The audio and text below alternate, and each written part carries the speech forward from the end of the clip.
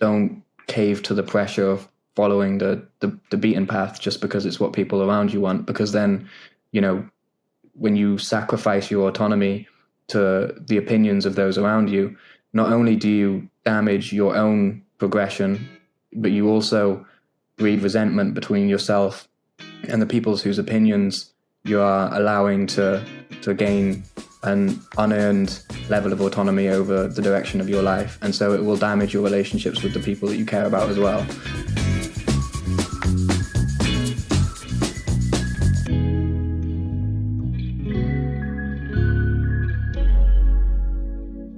Welcome to Life with Bitcoin, where we focus on the human side of Bitcoin by asking the simple question, what it's like to live as a Bitcoiner. I'm your host, Vivian. Thanks for tuning in.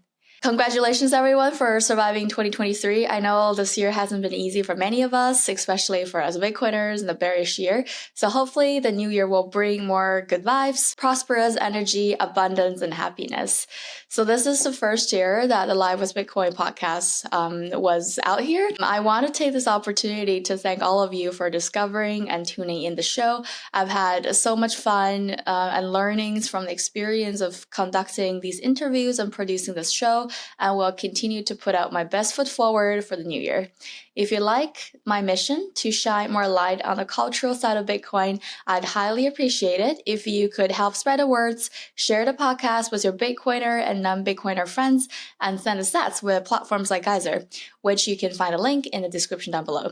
All words and love from the community would be much appreciated. So without further ado, let's dive into today's show. Today, the guest will be joining us is Angelo, introduction by request, a professional cool kid. Angelo Morgan-Somers is a young Bitcoin analyst and consultant from West Wales. Despite of being in his early 20s, Angelo has helped to manage multiple seven-figure Bitcoin portfolios. He has given talks at events around the UK, advised companies on their Bitcoin strategy, and written a book called Do Bitcoin that aims to make Bitcoin understandable to the mass. Thank you for joining us, Angelo. Pleasure to be here. Thank you for having me. We connected during this year's BTC Amsterdam. I went to your panel, How to Learn as a Bitcoiner. And your panel was actually one of my favorite talks that I attended to in Amsterdam. And it wasn't on the main stage, but it was so packed. And I remember thinking to myself in the audience how Bitcoiners do have this craving for human-driven content. And they do have the need and desires to learn about how to integrate Bitcoin into different aspects in their lives. And there was this critical fact about you that I heard, and I decided to invite you on the show, is the fact that you decided to drop out from school at the age of 12. That was wild. So what happened? I never really fit into traditional school systems very well. I think just the top-down structure of traditional school systems, where you have these authority figures as teachers. I never did too great with authority in general. I didn't have like a sort of a baseline trust in authority that I think most people tend to have, especially when they're kids. During my primary school experience, it was just like problem after problem. Not because I was like assaulting teachers or anything. It was just I would ask questions that they weren't really excited to answer, in a sense. So they'd be teaching a class and I'd learn about it a bit at home on my own, because I'd get confused about something in class and then just learn about it online. And then I'd bring my online solution, which would be like, probably, for instance, there was this one time in maths class, I learned about the cool trick where you can do, I forget if it's addition or multiplication. I think it's multiplication, by drawing lines and then counting the intersections. And I learned about that online. I thought it was the coolest thing in the world. I was like, this is a way cooler and more fun and engaging way of doing multiplication than you're teaching with the thing, but they have to do it by the curriculum, which is fair enough. But I never really had the requisite levels of respect for the curriculum to be a sort of easy student. And so, I brought the solution into class, and then it was the whole, do you want to stand up in front of the class and teach everybody your special way? It's not going to work. And then I'd do it, and it worked. And then they'll get even more angry because they'll be like just feeling dumb. And it was just problems throughout the entire thing. So I didn't have a very sort of, I think primary school is your introduction to the world. I didn't have a very great introduction to the world, in a sense. And so I sort of turned to hobbies, one of which was parkour, which is like the thing where people jump from rooftop to rooftop and stuff. I've always had like an interest in extreme sports and stuff. Never really team sports for some reason. I don't know what that says about me as a person. Probably nothing good, but I always like the extreme sports, like mountain biking and parkour and stuff. Yeah, I've been a bit of an adrenaline junkie my whole life, so I really enjoyed pushing the limits of like what I could achieve with that. And then, funnily enough, the secondary school I went to had a class for it, so I got really into it. Went to this parkour competition about 2 years into my secondary school experience, which is when you're 12, 12 or 13, but I was young in my years, so I was 12. I went to this parkour competition, and then I was training the drill for what I was going to do, and completely screwed it up. Ended up hurting my spleen pretty badly. I didn't know at the time. I sort of jumped from this scaffolding bar to another scaffolding bar and landed on my rib cage on the left-hand side, which is right where your spleen is. So it's like the last place that you want to land. Well, maybe the second to last place, but I won't get into that. And so anyway, I sort of took a break, went back. I was like, something's wrong, went home, went to the doctors. They were like, you've got a spleen problem. There might be like a tear in the lining of your spleen like that. And like, if you've got a tear in paper, when you pull it, it's much easier to burst. They were like, if you fall over, you might die. And I was like 12 years old, like, what did you just say to me? And they were like, yeah, if you fall over or trip around the house or roll over awkwardly in your sleep, you might die. And I was like, oh, okay, that's cool. So yeah, I guess I just had to walk it off because there was nothing they could do. Because if it was the case that there was a tear in the lining of my spleen, then an operation could cause it to burst before they've even found it, which could cause more problems. So I basically just had to rest it out and hope that I didn't die in my sleep, like the doctors were saying. That was a bit of it was a immensely life-changing experience, because death is something that seems like a distant concept to most people throughout their entire lives, until they start to get into their older age. But yeah, when it comes right in front of your face when you're 12, you start reevaluating your decisions. And one of the decisions that I had been making that I didn't realize was a decision up until that point was to continue going to school, even though I felt like it was largely a waste of time. Whether that's correct or not, that's how I felt at the time. And so I wrote a 22-page document to my family basically saying, I need to home educate. I could do it quicker. And yeah, after a while of convincing, they let me, and so I left.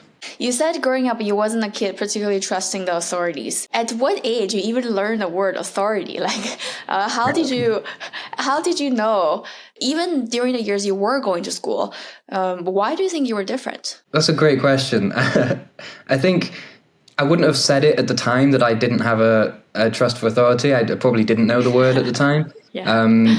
But it was sort of what the adults around me were saying. I think it was just, yeah, if most kids in school were told that something has to be a certain way by an authority figure, that sort of is the end of the conversation. But I was always wanting to know why it has to be that way, which is really annoying for a teacher who's just trying to get through the day. So I completely empathize with the teachers. I must have been really annoying to deal with. But yeah, that was what I was like. And that caused, I think, friction between myself and the teachers.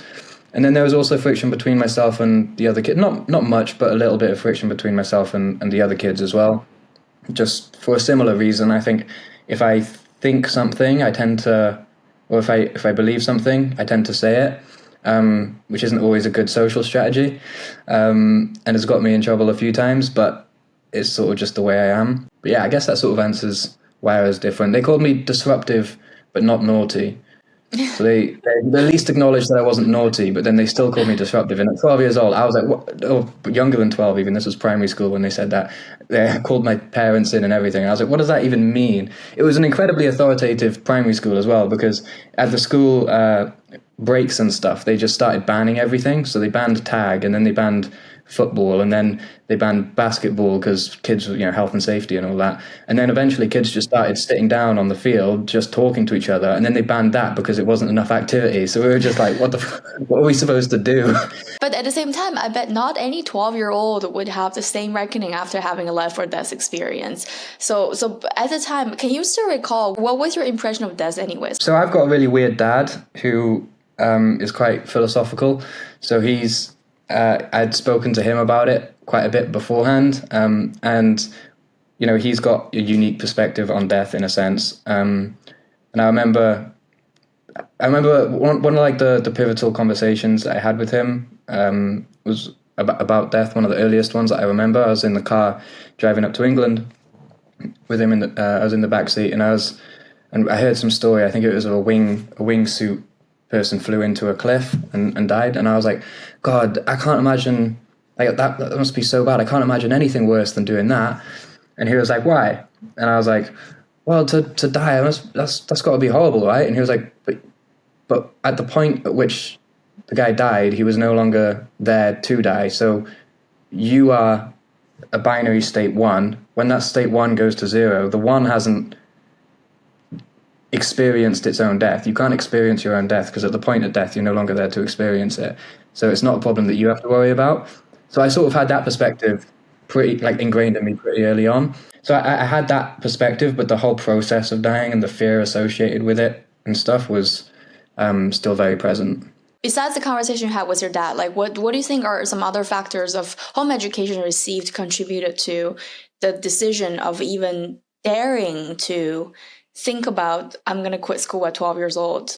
My mom and my dad served sort of opposing functions. My dad sort of served the function of throwing me at the world and like trying to get me to do cool stuff. Like, so he was very on board with all the parkour and everything like that. He was the main one taking me to the competitions and was watching me do all the crazy backflips and stuff, and could deal with it fine. He used to get told off by other parents quite a lot because I'd be using playgrounds the wrong way, and other parents would tell him off for letting me be so reckless. And I think he just saw it as a necessary part of development, which is I'm so grateful for, because I believe that to be the case. And then my mum served the opposite function to sort of dial it in a little bit whenever my dad got a bit too lax or too loose. And so that was reflected in the decision to leave school as well. I spoke to my dad first because he's crazier. And then my mum, the sensible one, took a lot more convincing, but we got there in the end. You wrote a 22-page document. I actually have a very similar story, but I want to hear, what did you wrote in these 22 pages? Do you still remember? I think the last time I looked at it was like a year ago. I found it. But it was basically a pros and cons document. And like I threw together some charts and shit from like some studies about home education, and it was like, is it going to make me a loner? And it was like, well, these studies say it won't, and stuff like that. So yeah, it was just sort of like I tried to conceptualize all of the worries that they would have, and I had worries as well. It wasn't like I just decided it was a good idea and then found evidence to support that, although maybe that was partially the case, because I had such a resistance to school. But there was the process of like, okay, is this actually a good idea? And then as I was confirming or disregarding my own doubts, I would basically just write that out and write out the reasoning behind it. And I think just more so than what was said, I think just the fact that I showed that I was putting thought into it made them listen more. It wasn't just throwing my toys and saying, I need to leave, I don't like this school thing. It was, it was like an actual decision that I was serious about. And I think the document served the purpose of displaying that. Your parents, I have to say, they've got some balls. To allow your 12-year-old son to just completely quit school by his own will, because I bet not many 12-year-olds want to be in the school in the first place anyway. So in hindsight, why do you think they gave you the permission and blessing to follow this path for yourself? Because it's a reckless move, and I'm sure they've received some pressure from their peers too, I bet. Yeah, for sure. They did do one port of call to double check. They took me to a child psychologist to make sure I wasn't completely insane. So I had that session with her, and then I left, and apparently she said, yeah, do not put that kid back in school. That sort of helped my mum as well, because she had all the diplomas and certificates on the wall and stuff. Professional opinion from a child psychologist, then that's putting some weight on the decision making there. Have you run into any problems or inconvenience for the fact that you did something so unconventional and grew up without a formal school system? No, I haven't. Only like getting funny looks when I tell people, but I'm used to that now. Do you find it challenging socially? Like, how do you make friends? How do you even hang out with them? Are they like jealous or vindictive to the fact that you're not part of their class? No, I had a pretty decent group of mates when I was in school, and they stuck out. They're still the same group of friends that I've got to this day. And then I did other stuff in the world, like I moved to a different city, or to a city. I was never in a city, but I moved to a city, Bristol, for a bit and made some friends there. I'm still friends with today, and no, it didn't really affect my ability to make friends at all. I think I still like partook in social events and stuff. It wasn't like, because I knew that was important. I couldn't just like quit school and then just like stay in my room for 6 years throughout all my teens. That would be suicide. How did you educate yourself in general? Did you pick up certain curriculum? How did you manage your day if nobody's there to tell you what to do? Well, originally the plan was to follow the curriculum from school, but just to try and blast through it as quickly as I could so that I could get to learning things like with a purpose. Because I think the way that the curriculum is structured at that age is just sort of like general knowledge on a breadth of topics. You have to learn all of them, and then you choose the ones that you want to focus a bit more on. But generally, it's just general knowledge stuff. And so I did that for a bit, but yeah, the textbooks were incredibly annoying, and I could learn much faster from videos on YouTube and courses online and stuff like this. So eventually I made the switch to just ditch the curriculum entirely, and just learn things that were pulling me rather than being pushed. Because when you're being pushed to learn something, or you're having information sort of shoved down your throat, it's much harder for you to you're expending a lot of mental resources on trying to maintain focus and trying to self-regulate in order to pay attention for a long period of time. But when you're learning about things that are genuinely pulling you in, you have so much more brain space freed up from self-regulation to actually focus on the learning. And you can learn for hours and hours and hours without it feeling like something that is work. It felt like fun, because it was like I was genuinely interested in these things. And that sort of brought me to Bitcoin after a year. I found out about Bitcoin when I was 13 then. And that is just like, I'm still to this day going down the rabbit hole. Like there's no end to the amount that you can learn when you use Bitcoin as like a focal point of your curriculum, because there's just a million subtopics.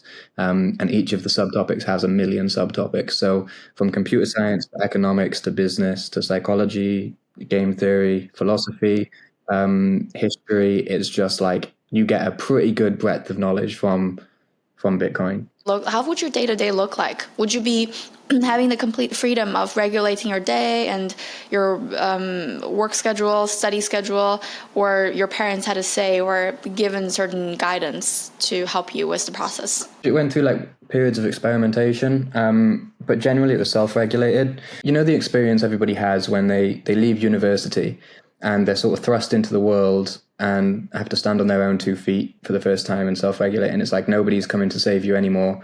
If you want to eat food, you need to make money, which means you need to offer value, which means you need to be valuable, which means you need to be skilled. And all of these realizations hit you at once like a truck, and you're like, oh my God, I thought I was just having fun partying with my friends for a few years. And then all of a sudden, like, reality hits. I sort of like had that reality hit when I was like 13. And so, had a very large existential crisis, and definitely my mental health struggled at first, because it was just like all of that responsibility was my own, and I was incredibly young. So it was the stress of that realization was substantial. But the good thing about that is you alchemize that into ambition, because if when you realize like there's no one coming to save you if you don't get your stuff in order, then you have to get your stuff in order. You can't just like wait for handouts or the student loan money to come in or parents to help or stuff like that. You just have to find a way to consistently increase the amount of value you can offer to the economy. Is this your biggest source of motivation, to know that there's nobody to save you?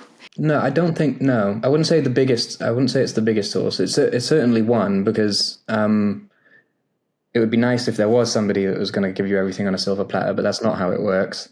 So when I was 13, I was trying to, all of that realization was hitting me, and I was trying to think, well, what is it I actually want to do with my life? Like, I didn't die, I'm still alive, and hopefully, if nothing goes too wrong, I should have like a full life ahead of me. So what do I want to do with it?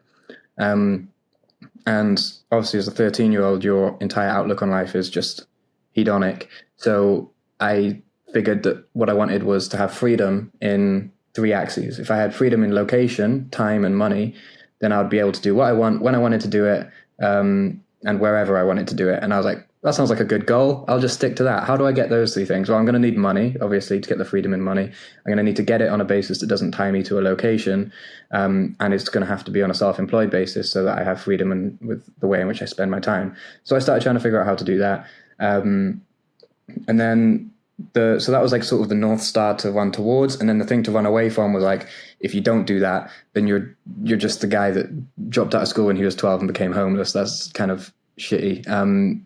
So running away from that and running towards the three things. My motivations have changed since then. They're slightly less hedonic now, or very, very much less hedonic. But yeah, at the time that was it. You had this vision, and time, money, location. This is pretty much everybody's ultimate goal, because this is what real freedom looks like. And it seems like at 13-year-old, you had a really good idea of even conceptualizing what freedom means. And it's not easy to achieve all these things all at once. If the 13-year-old self to imagine a life of yours right now, do you see anything that you were thinking about and you later found out not true? Yeah, I thought I would have had it done and dusted by the time I was 16, but apparently that's not how it works. But yeah, I mean, in terms of like the world and stuff, I mean, yeah, God knows, it's been a weird 10 years. There's two things. I underestimated how hard it would be to achieve those things, and I overestimated my certainty that was what I really wanted, because to just have freedom and nothing else it can be meaningless. It's great to have the freedom, but like, what if you can do whatever you want to do, whenever you want to do it, wherever you want to do it? How long does that last before you lose touch with reality, one, and also how long before you start to go crazy because you're like, I'm enjoying myself, but I'm not doing anything of value.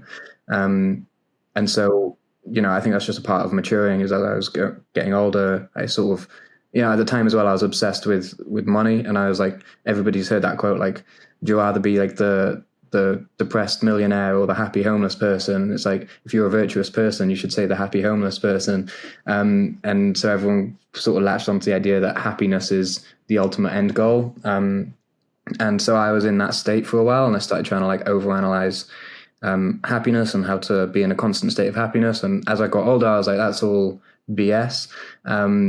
Happiness is cool, but if you fixate on it as an end goal, one, that's selfish, and two, it'll definitely certify that you don't get it, because I think happiness is a byproduct of a life well lived, and I thought at the time that happiness was the end goal or the thing to get, and so that sort of reoriented the way that I set goals and plan for the future immensely, to the point where the entire goal in the beginning of freedom in location, time, and money doesn't ring as true to me now as it did back then. And I wouldn't have expected that at 13. I was pretty certain and sure of myself that was going to be my goal forever. Wow, that's pretty profound if you think about it. Most people are still in the pursuit of happiness, and I guess Bitcoiners as well. Freedom and happiness through Bitcoin is something that we all kind of strive to become. So if you're not after happiness today, what you're going after? And then what you said about, even if you have the freedom of location, time, and money, and you have all these freedom to do whatever you want to do, whenever you want to do it, and wherever you can do it, what are you going to do? It's like Bitcoin. It's like we pursue hyper Bitcoinization, and a lot of people think that that's the end, but that's really the beginning. The same thing with freedom. Is like you finally achieved the freedom that you always wanted, and then what do you do with it? And what do you do with it is the thing that really speaks to who you are, as a person. So today, if you're not after happiness, what are you going after these days? Usefulness. Usefulness? Okay. Yeah, I think to be useful is a much better goal than to be happy. And funnily enough, I was never more depressed than when I was obsessed with happiness, and I've never been happier than when I think it's a silly goal. And so, yeah, by virtue of chasing it, it's like chasing your tail, it just runs away from you. There's going to be a hell of a lot of painful things that you're going to have to experience in the human experience. Everybody does. There's going to be loss, there's going to be pain, there's going to be trauma, there's going to be a lot of terrible things. And whether or not you're Mr. Happy-Go-Lucky, those things are still going to happen and they're still going to suck. And there's going to be a lot of suffering for those reasons. And you still got to wake up and put your shoes on every day and find food and everything. And so in that, there's a level of friction that is ingrained into our biology. If there was no friction at all, if we were completely comfortable, happy, serene beings, we wouldn't get up and do anything. You know, that the happy squirrel never finds the nut. There has to be a level of dissatisfaction to instigate movement or to motivate there to be change. And so that change has to be towards some sort of purpose that you are serving to the world, rather than being in the frame of, you know, the world has a bunch of things it can offer me and I need to go and get them. The frame now is much more like, what do I have to offer to the world? And I think you get a lot more meaning out of life by approaching it that way. Why do you think when we pursue happiness, it's the opposite that we get? Depression. If happiness is your metric for, if happiness is your end goal, then it's your metric for success.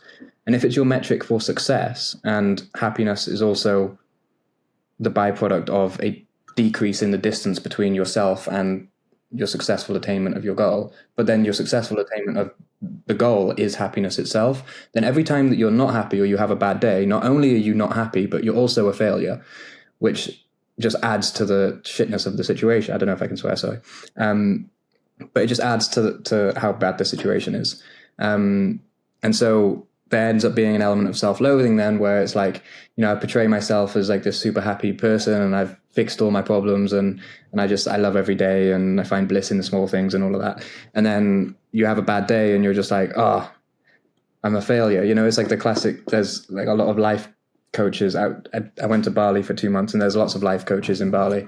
And I came home to the villa that we were staying at one night, and this life coach that we were staying with was just sat there crying and everything, and I was trying to help her, and it's like, God, yeah. And she was saying, you know, I'm offering all this advice to people on how to live their lives, but I can't even live my one properly.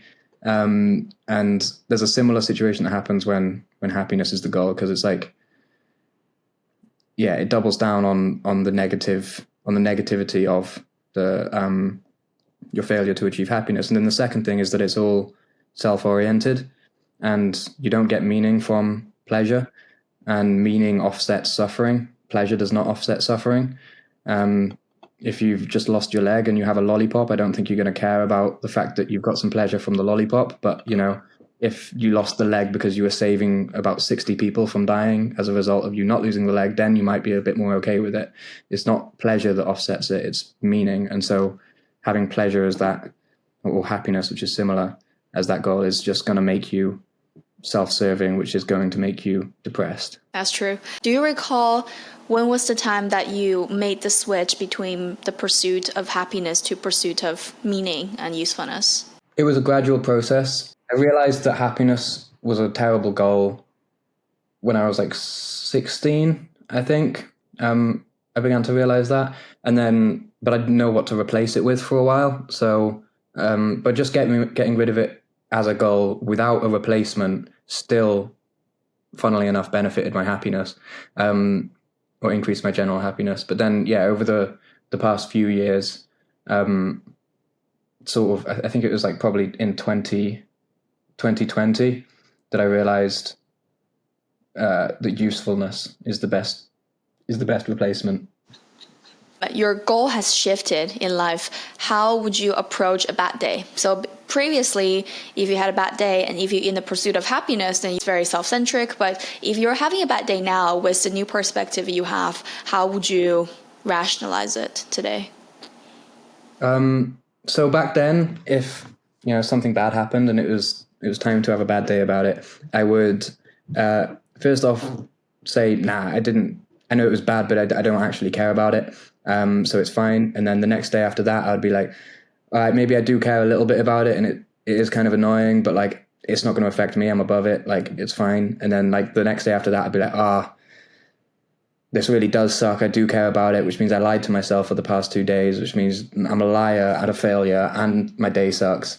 And then it would just delay the whole process. Now, if something bad happens, I'm like, this sucks. It genuinely does suck. I'm going to experience all of the pain. I'm going to experience the suffering, and I'm not going to resist it. I'm just going to let it happen.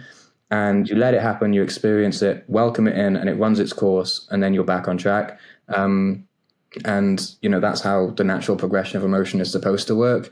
And so I'm much less scared of bad days now. I'm much less scared of the sort of dark side of life. I have a much more welcoming attitude towards it now, and funnily enough, that actually tends to reduce the frequency and amplitude of the badness. And in hindsight, now 10 years have almost passed, and looking back to your journey, would you have done the same? You said you overestimated certain things, underestimated certain things. Would you have done the same? First question. And then the second is, anything you would have done differently? So yes, I would. I'd definitely have done the same thing. I think it's been one hell of an adventure, if nothing else. And even if it doesn't work out, I'm content with just the adventure of trying to do this weird approach to life and see if it works, and be the lab rat that sort of it just volunteers themselves to see if school is entirely necessary. The question won't be answered until the end of my days, I guess, for me personally. But so far the answer is like a resounding yes. And in terms of things that I would do differently,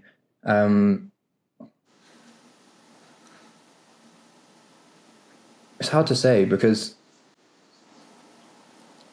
human development is a very complex system. It's got lots of moving parts, and it's hard to say exactly what is.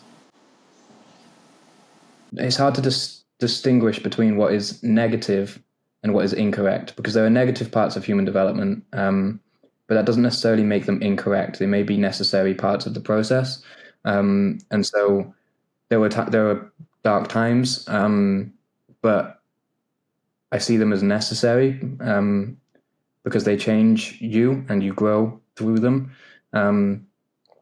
So I wouldn't say I would change anything, because I'm just not God's plan, right? Yeah. And I had a question just from what you were saying.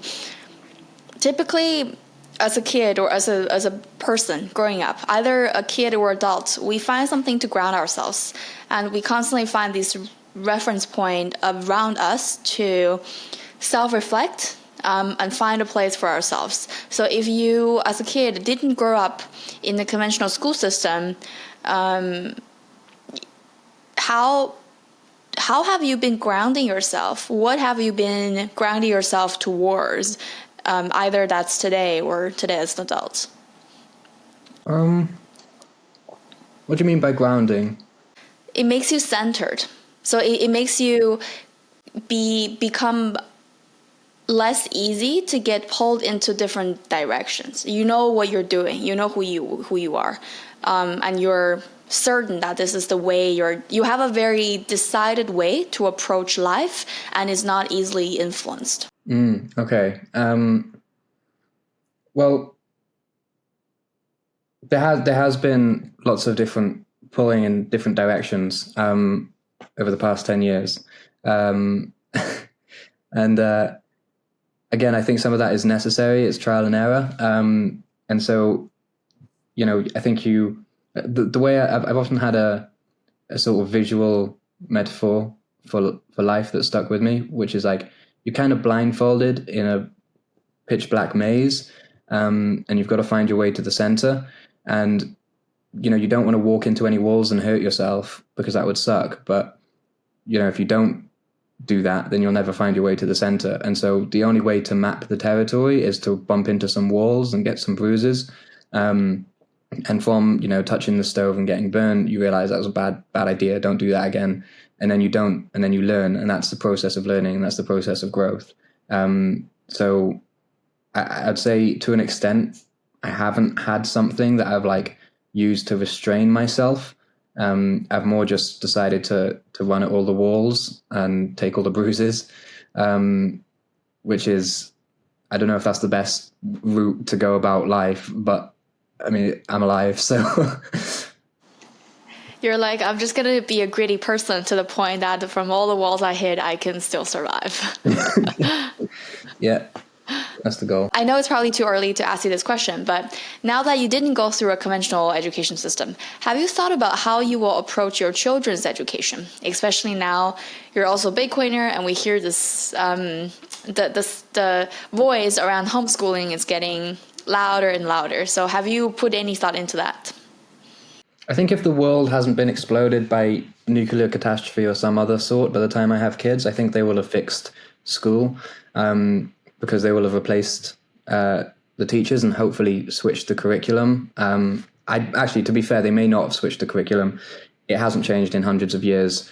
Maybe it still won't have changed by then. That's fair enough.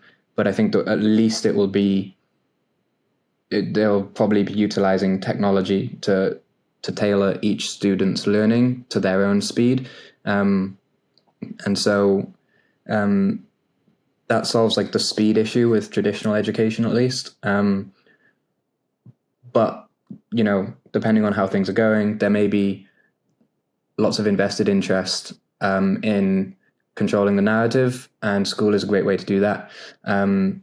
Start them young and all of that. So depending on how the education system is looking at the time, the decision will be made based on that, because I think it will change drastically before then. And if it hasn't changed drastically, if it's still the same thing, I still send them to school and see what happens with them. And so long as things aren't looking terribly indoctrinative, then yeah, I still think school is the best route for most people. But if I have the opportunity, and I hope that I will, to home educate, it would definitely be like on the table from the beginning. But I wouldn't want to just take school away from my kids from the get-go just because that's what I did. If you do that and then eventually decided to quit, you probably can't blame them. No, I would be like, come on, we can join the club. It's great. Of course, not to encourage everyone to quit school, but for the younger friends out there who are listening to this show, or just people in general who are looking to pursue a life path of their own and are facing resistance, what are some advice you can give it to them when trying to communicate their vision to their loved ones for permission or blessing? How should they approach their decisions and the communication with others? Ask forgiveness, not permission. If you've got something you want to do it. And if people have got a problem with that, they can get out of the way. And you're probably wrong as well about the thing that you want, but at least when you find out you're wrong, you'll have a sense of why, and that'll help you redirect towards what you actually do want. And there was a great quote that I heard the other day from Carl Jung that said, if the path ahead is clear, then it's not your path. I think there's definitely a large bias towards low risk appetite approaches to life in the safety of today's world. But there is lots of resources to go about. We're not in the Middle Ages anymore. And so you'll probably make do. Just don't cave to the pressure of following the beaten path just because it's what people around you want, because then, when you sacrifice your autonomy to the opinions of those around you, not only do you damage your own progression, but you also breed resentment between yourself and the people whose opinions you are allowing to gain an unearned level of autonomy over the direction of your life. And so it will damage your relationships with the people that you care about as well. And so that they're going to have problems with you doing your own thing, especially if they're not doing their own thing, or taking their own path, because it will offend them, because your existence will be a reminder that of their own cowardice in some sense. But that's their problem. And, you know, there's a quote from the military that says, I will lead, follow, or get out of the way. And so choose one. There is no fourth option. I heard this on Naval's podcast, that a lot of people don't want to lead, they don't want to follow, but they don't want to get out of the way either. They just want to poke holes in things and be annoying. Don't be one of those people, especially if you have a cynical edge. Lots of Bitcoiners do have a cynical edge, and they can tend to be a little bit like that. So yeah, if anyone like that is listening, don't do that. You know, if you can't follow or get out of the way, then you've got to lead something, and it's scary, but you just got to give it a go. Wow, that's powerful, and it sounds like a perfect message to Bitcoiners as well. So let's talk Bitcoin. How does Bitcoin fit into your life? There are not many people that have been a Bitcoiner since they're 13 years old. Not many. So how does Bitcoin fit into your story? So yeah, it's been sort of the focal point of my education. In probably the first few years, it was sort of, I was gently flirting with Bitcoin because I was dumb and I didn't understand it. And then I went through my crypto phase, and because I was dumb and I didn't understand it. And then as I got older and matured, I sort of reverted back to just Bitcoin. And yeah, it's sort of put food on the table for me throughout that period. Instead of ending up with student debt, I've ended up with SATs, which is better. So that's another way that it's affected me. And then also just I think the conversations that you have as a result of your interest in Bitcoin tend to have a transformative effect on your values and personality. What is Bitcoin to you now or in the future? The thing to which I wish to be useful, a binary split path of how the world could develop over the next 10 to 20 years. One leads to a more centralized future. To be honest, I think both actually lead to a more centralized future, but the only difference is the one with Bitcoin in it has a opt-out option, which changes everything, because I guess this sort of relates back to my perspective on authority when I was younger as well. But I've never liked the idea of other people having too much leverage over other people, or over myself. I just don't think that having such a high degree of leverage over somebody's decision making is a good or natural way for humans to cooperate. And if we go towards a more centralized future in which there isn't an opt-out, then it changes the game entirely, because people have to conform to whatever rules and regulations are put in place by those with the central power. But if there is a opt-out, then people can choose to retain their autonomy, even in the face of oppressive regimes that may or may not arise in the next 10 to 20 years. And so if I could be useful towards that, towards developing the lifeboat, or at least helping awareness around the development of the lifeboat, then yeah, that gives me my purpose, and that's something that I genuinely feel like would justify lots of the bad days we were talking about and the suffering that is inevitable in life. So it's very much a North Star. Talking about future, what's your impression and observation so far on Bitcoin adoption among Gen Z? It's not seen as a lifeboat at all yet. It's still, people don't even know the ship is sinking, so there is no one even looking for lifeboats. But that's starting to change now, with the cost of living starting to actually burn some people. They're more aware now that there is an actual issue, and that, like, you know, I think I saw a chart the other day that the Great British Pound had lost like 33% of its value since 2020 or something. And so when people have savings, and it's like, I just saved them and now I'm less wealthy, I did nothing wrong and my wealth was drained, people start to get a bit offended by that, and then they start to listen, at least when I say, hey, there is an alternative. But when people don't know there's a problem, they don't listen to the alternative.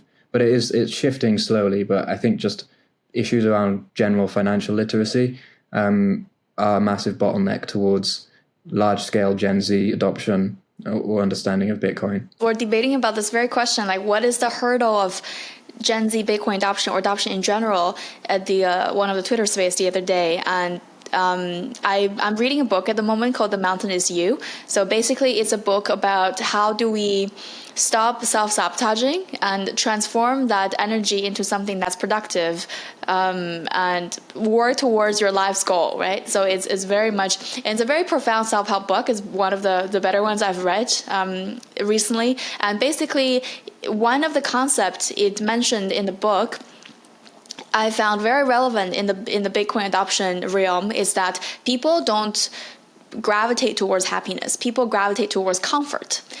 So people would only want to change a situation if staying in that very situation is more uncomfortable than changing it.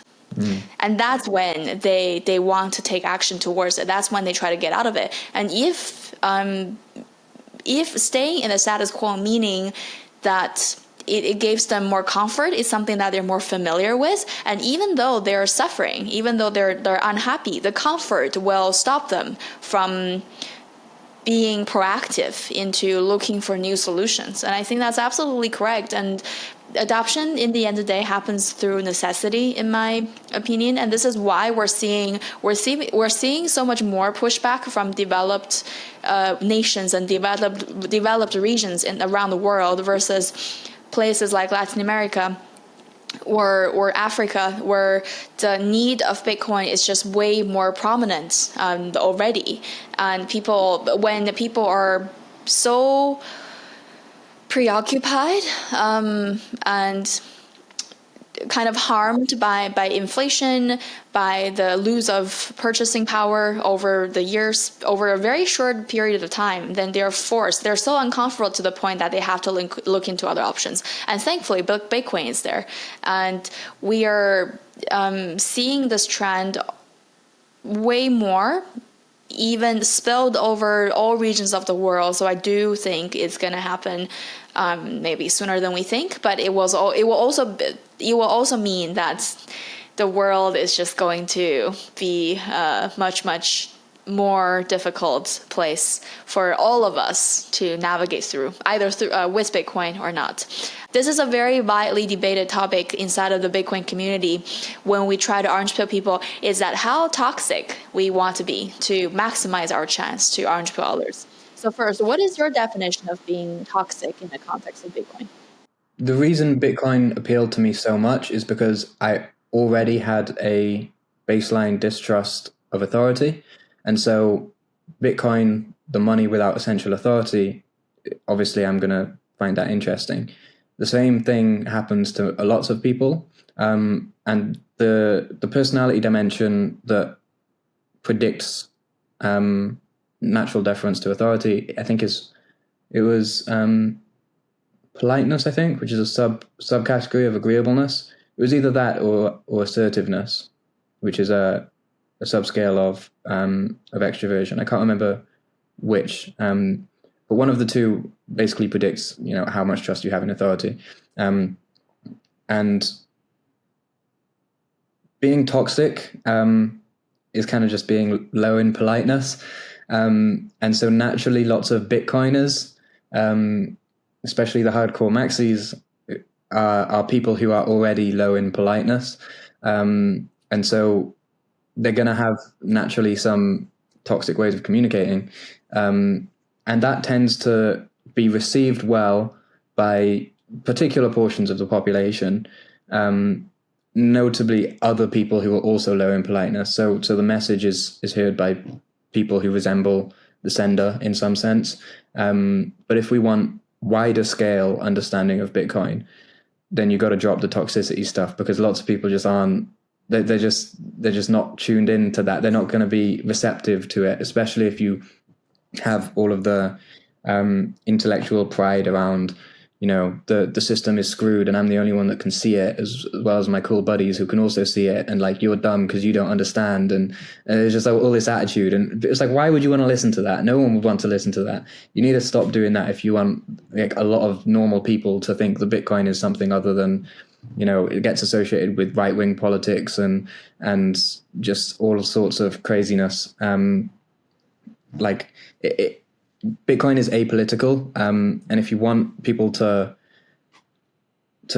grasp it on a large scale, then you got to take lots of the politics away from it, and lots of that is sort of subtextual or contextual when you're in the way that you're conveying the information. So yeah, toxicity works to find as like a sort of a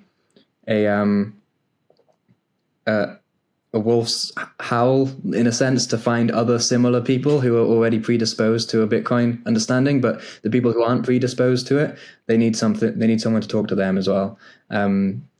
So yeah, but the toxic people, you're not going to get them to stop being toxic. So I don't think anyone should go around pointing fingers or waving sticks saying be less toxic. I think we just need more Bitcoiners, and then we'll get more polite Bitcoiners who can speak to other polite people who are just civilized and want to have a normal talk about how to, save money better.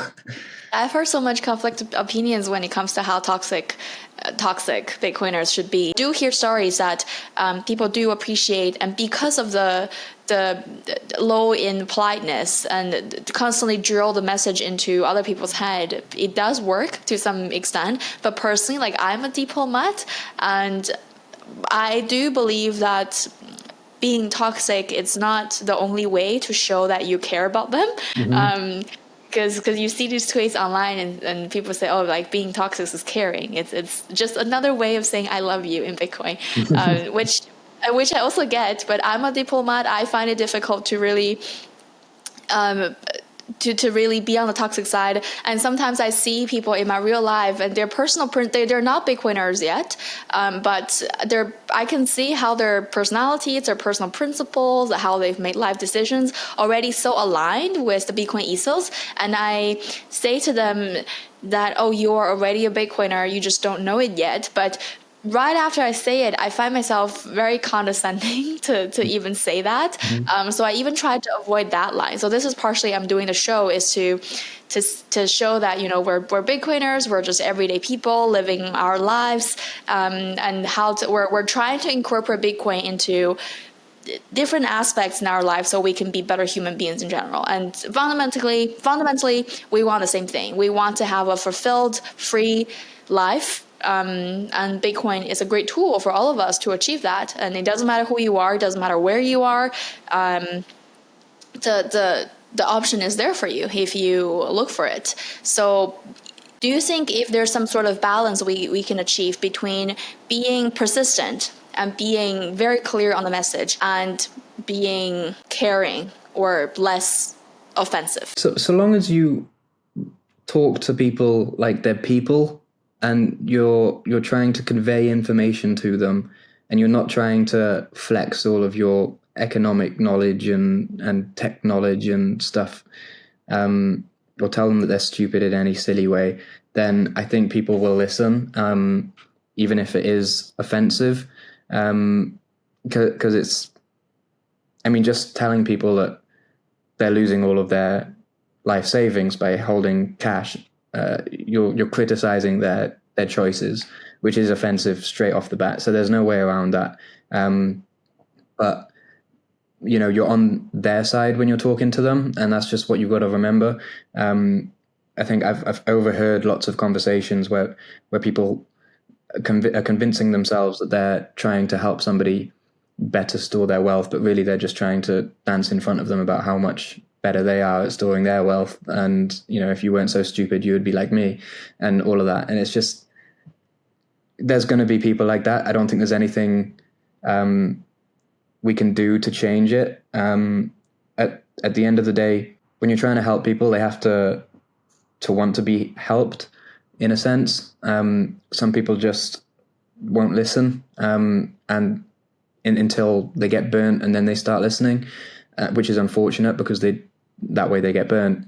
But the best you can do is talk to the people that you love, and that you hold dear to, and just explain to them at eye level, why you think they should be considering an alternative form of money, and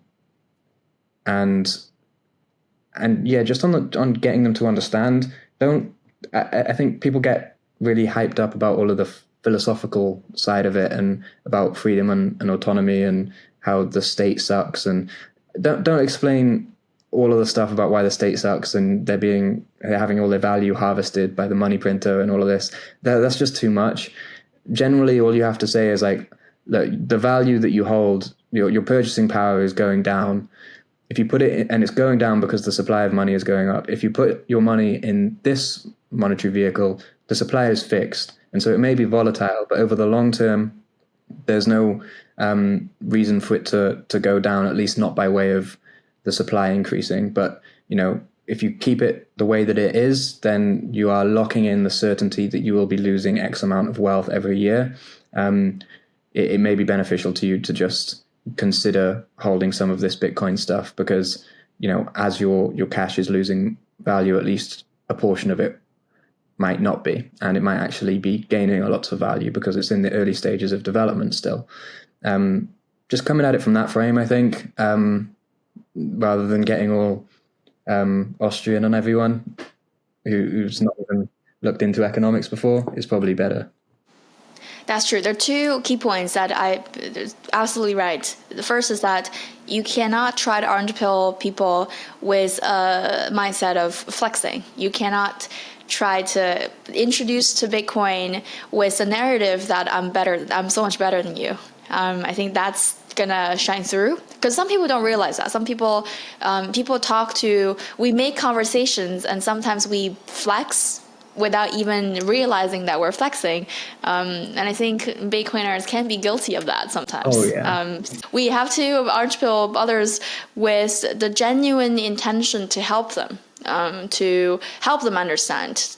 Tell me what you don't know about Bitcoin. I'm here to answer your questions, right? That mentality instead of trying to show off that I'm better than you in certain regards, or I know so much more than you do. And then the second aspect you mentioned is that to approach it with less certainty, in the sense that sometimes we have this echo chamber and we say, oh, we're going to win. And but we actually don't know. Like Bitcoiners are taking huge risks as well because there are still so many things that can potentially happen, like all the black swan events and companies go up and down, and we can only protect ourselves so much as Bitcoiners against whatever is to come to us, right? So there is a risk associated to it. And if you talk to people about Bitcoin with just certainty, the absolute certainty, then it's normal that they get skeptical. Because nothing is 100%. Like anything can happen and everything's possible. So if we approach this topic with absolute certainty and with zero space for risk, then it's normal for people to get skeptical on the spot and get rebellious. And then that would end up hurting their ability to receive the message. And growing up, we hear countless voices around us, either from parents, from teachers, from peers, media, employers, friends, like the list goes on. And as well as internal voices that are within ourselves. And I think we can both agree that not all of these voices are true, or nor well-intentioned even. And you've certainly been someone who's very intentional with your life choices and made your own mind about a lot of things. So how do you distinguish between noises and signals, not just in Bitcoin, but in our daily lives, as well as for big or small decisions? That's a great question. You can never really know what the signal is. All you can aim to do is consistently reduce the noise. And as you reduce the noise, you get closer to the signal, but you'll never know exactly what that is. So you in some sense, people want to look for the positive. They want to look for the signal. They want to look for the thing. But sometimes the best you can hope for is a silhouette of the thing, and a silhouette, by definition, you're not seeing the thing, you're just seeing everything that it's not. And once you remove enough of stuff and identify fallacies in your reasoning or assumptions that you would perhaps learn through osmosis with peers, and disregard things that are untrue, that are noise, you get closer to the signal. And so I think everybody has a sort of internal compass to a certain degree, that you can tune into more or less, that it doesn't really tell you when you're on the right path, because no one knows what the right path is, but it will tell you when you're going wrong. And so just listen to that. And people do all sorts of self-deception to avoid acknowledging when their behavior is straying to the wrong side, because maybe it benefits you in the short term to stay on the wrong path. But there is a long-term compass, I think, in everybody, that, on some degree. I had this conversation with a friend the other day. They said, I'm feeling lost. What shall I do? And I just said, you know what to do. And then he was just like, oh yeah, I do. And I think that to some extent, like, that's all people need sometimes, is just a little bit of like confirmation. Like, you already know these things. People are just incessantly doubtful of their own decision making. The belief that you hold that you don't know what to do, oftentimes is like a way of justifying not doing it. And sometimes all you have to do is be more cynical about your own cynicism. If you're cynical that you don't know what to do, be cynical about the cynicism that you don't know what to do. And sometimes then answers just emerge. Oh, that's a good way to put it, because if you think about it, how do we figure out what do we want as humans in life? Oftentimes it's not about distinguishing between things I want and don't want. It's about eliminating or slowly figuring out what's not for you. Mm-hmm. And if you understand that enough, like, I don't want this, I don't want that, and if you do that enough, then the subset where you have to work off the problem is way smaller, and less confusing, and you suffer less from the paradox of choice because you're eliminating the wrong answers along the way. After almost 10 years of being a Bitcoiner, you're still in your early 20s, so lots of us would be super jealous to that. What are you doing now, and big plans for the new year? At the moment, I'm starting up a video agency, because video is the primary medium of communication in the digital world, and if we want lots of people to utilize Bitcoin, there are two ways to do it. You either make it immediately useful for them, that's what all the techies are doing, or you explain to them why they should be paying attention to it, and that's what all of the communication-ies are doing. I'm more of a communication-y because I'm not smart enough, at least yet, to be working on the tech side. And I've got a background in video, and I worked as a content creator for the past 2 years at a Bitcoin brokerage, making educational Bitcoin videos for their YouTube channel and stuff like that. So the idea is that to get people to understand Bitcoin, you have to convey information to them about the thing on a large scale. And the information doesn't taste great to most people because they're just not that interested in finance and money and economics and whatnot. But the delivery mechanism of that information is video. That's the best delivery mechanism. Nobody reads anymore, like not normal people at least. And so you've got to talk to them through video if you're doing it on a wide scale. And if you can increase the quality of the delivery mechanism, then you can increase the efficacy of the information. And so the idea with the video agency is longer term to take what I found about going through millions and millions of educational videos online during my self-education process and getting a really good sense of what worked and what didn't, and then help some Bitcoin companies communicate better to their customers, and also just to the general public about Bitcoin and why it's important. So the idea is to make the information taste better, so that more people actually drink the medicine, because unfortunately, they still don't even know they're sick. And so you've got to get the medicine in before they realize they're sick, because at that point it'll be too late. And so the only way to do that is to make the medicine taste a bit better. So that's the idea with permissionless. You're sugarcoating the orange pill. Sugarcoating the orange pill. I like that. I'm going to use that. God damn, I just need to get you involved. Oh, wow. Wow, nice. Interested to learn whatever you come up with next. How do we stay close to your work? I'm on Twitter at Angelo_Somers, SOMERS.